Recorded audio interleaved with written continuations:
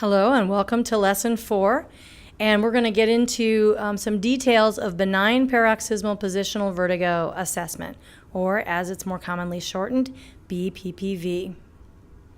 So our learning objectives today are the same as what we had in our last lecture, trying to find the evidence and picking appropriate assessments, and then integrating what we've learned with appropriately assessing and intervening with clients.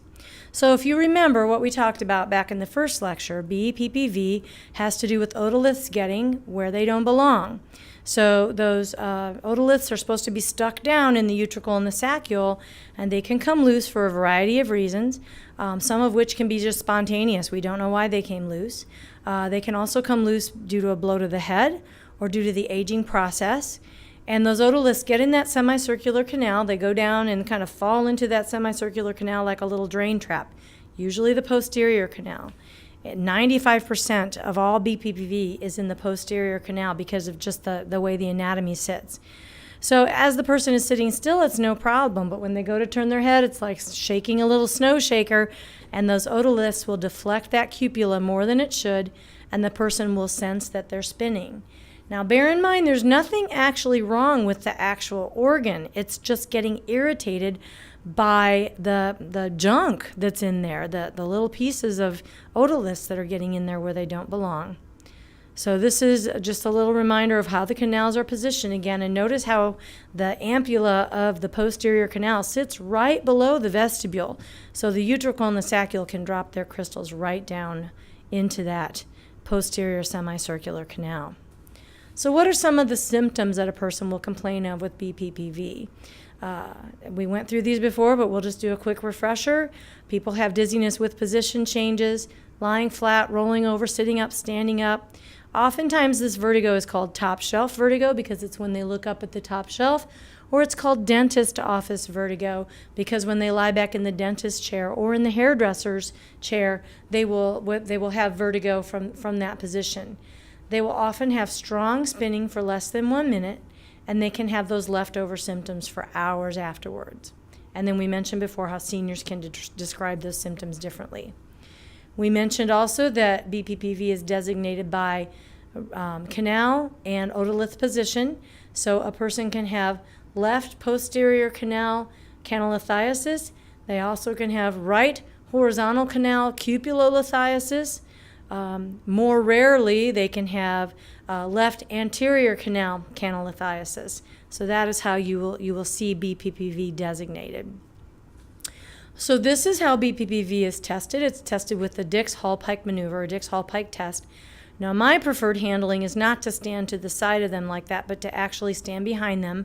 I'll, of course, stand in front of their face and talk to them and tell them what I'm going to do, and then I go stand behind them. So that I've kind of measured out where they are on the plinth or the mat, so that when they lie back, their back is on the table, but their head is off the table, and I can control their head. Now, typically, I'll have a chair or a treatment stool at the end of the table, and I just sit down as I bring them back. And actually, I have them control the movement.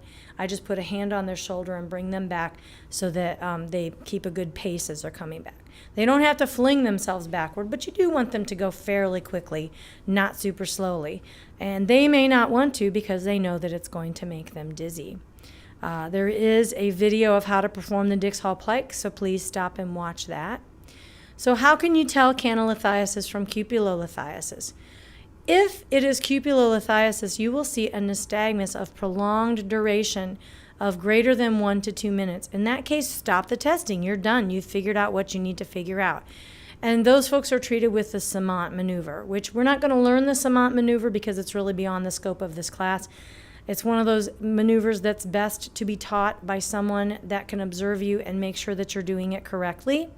So if you know someone that can teach you that, that's great. But it is a quick maneuver, a rapid maneuver to try and dislodge the crystals that are stuck on the cupula. So if it's canalolithiasis, it's going to be less than 2 minutes, typically more like 15 to 20 seconds long that the person has nystagmus. And I recommend that you watch the video. Typically what you'll see is an upbeating torsional nystagmus. So the eyes are going to go like this. They're jumping and twisting all at the same time. And here are the videos that you can take a look at to see what the nystagmus looks like. I'm also going to post those right on the lessons page for you. Now, a person can have horizontal canal benign paroxysmal positional vertigo. And for this, we're going to do the roll test. And there is a video that has combined all the different ways to test a person with BPPV, and the roll test is one of them, so I will provide that to you so you can see what that's like. I also believe you can probably get on the website for the book and be able to see the horizontal canal roll test for that, also called the Lempert test. Different names for the same thing. And essentially you're lying the person flat and you're going to rapidly turn their head 90 degrees to one side and watch for nystagmus that beats away from the floor, or ageotropic or apogeotropic nystagmus, and then you turn their head the other way. And the way you can tell which ear is affected is that they will have more symptoms on that side, but they will have the apogeotropic nystagmus in both directions. Now, if they have geotropic nystagmus that will not stop, that's going to be the cupulolithiasis of the horizontal canal. And here's the full video of assessment and treatment of all the different kinds of BPPV that you could ever imagine.